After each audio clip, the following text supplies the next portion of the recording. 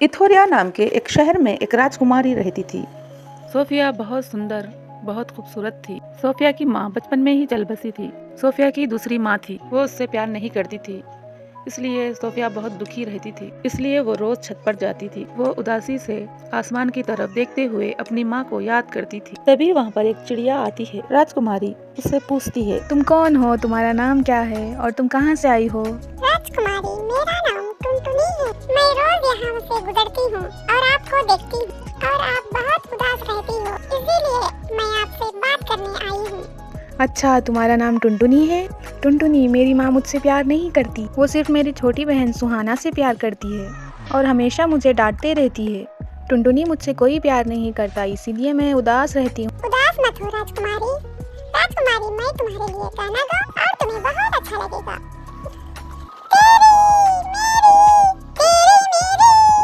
तेरी मेरी कहानी।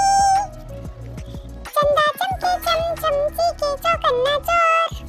चंदा चमके चम चमची के चौकन्ना चोर। चीटी चाटी चीनी चिटोरी चीनी खोर। कितना मुश्किल है गाना, जरा गा के सुनाना। अरे बहुत शाम हो गई, मुझे बहुत सारे काम करने हैं, माँ बहुत गुस्सा करेगी। राजकुमारी, कल जरूर आना। टुनटुनी, अब मैं जाऊँ? माँ और उसकी बहन गुस्से में उसके कमरे में आ गई। कल मुही, तू तो आराम कर रही है, जल्दी से पुराने कपड़े पहन ले, बर्तन मांज, घर की सफाई कर, डिनर के लिए स्वादिष्ट बिरयानी बना।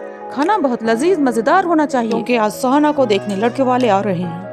घर की सफाई करती है, बर्तन मांजती है और लड़के वालों के लिए खीर, मिठाई, स्वादिष्ट बिरयानी बनाती है। सोफिया घर का सारा काम करती है। सोफिया सारे काम करते हुए उसकी माँ देखती है और सोचने लगती है, इसको तो सारा काम आता है और मेरी बेटी से भी ज्यादा सुंदर है। सौतेली माँ को बहुत गुस्सा आता है, सोफिया को जोर जोर से मारने लगती है और सोफिया से कहती है, सुन करमजली, हम सोफिया को लेकर ब्यूटी पार्लर जा रहे हैं, आधे घंटे में लड़के वाले आते ही होंगे, घर का अच्छे से ध्यान रखना। और लड़के वाले सुहाना को देखने के लिए आते हैं। लड़के के माँ बाप और लड़का सुहाना को देखते हैं और खाना खाते हैं। खीर, मिठाई, जलेबी, स्वादिष्ट बिरयानी खाते हैं और कहते हैं, आपका घर का खाना तो बहुत मजेदार है, ये खाना किसने बनाया, सोफिया ने या सुहाना ने? हम उस लड़की से ही अपनी बेटी की शादी करें जिसने ये खाना बनाया।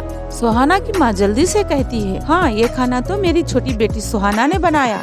और लड़के वाले कहते हैं, मैं तो स्वादिष्ट पकवान करने वाली सर्वगुण संपन्न संस्कारी बहू चाहिए। अच्छा, अब हम चलते हैं, घर जाके अपने लड़के से पूछकर आपको रिश्ता भिजवाते। लड़के की माँ सोचने लगती है, कोई इतना अच्छा खाना कैसे बना सकता? उस लड़की के हाथ में तो जादू है, हमें तो यही लड़की चाहिए जो इतना अच्छा खाना बनाती है। लड़के की माँ की सारी बातें टुनटुनी चिड़िया सुन लेती है और पूरी सच्चाई लड़के की माँ को बताती है। वो खाना तो सुहाना ने नहीं, सोफिया ने बनाया है। सोफिया की सौतेली माँ झूठ बोल रही है। सोफिया बहुत अच्छी लड़की है और बहुत प्यारी और सारी बातें लड़के की माँ को बताती है और रिश्ता लेकर सोफिया के घर में लड़के वाले बड़ी बेटी सोफिया पसंद है, हम सोफिया को ही अपनी बहू बनाएंगे। ये सुनते ही सोफिया की सौतेली माँ को बहुत गुस्सा आता है। ये सुनते ही सोफिया के पिता बहुत खुश होते हैं और सोफिया की शादी बड़े धूमधाम से उस घर में कर देते हैं। अब सोफिया अपने ससुराल में खुशी खुशी महारानियों की तरह रहती है और सुहाना को रिश्ता कहीं भी नहीं लगता, उसकी माँ की बुरी आदतों की वजह से। हाँ दोस्तों, अच्छे इंसान के साथ अच्छा ही, बुराई का बदला बुराई होता है। ये कहानी आपको अच्छी लगे तो मेरे चैनल को सब्सक्राइब और लाइक शेयर करें।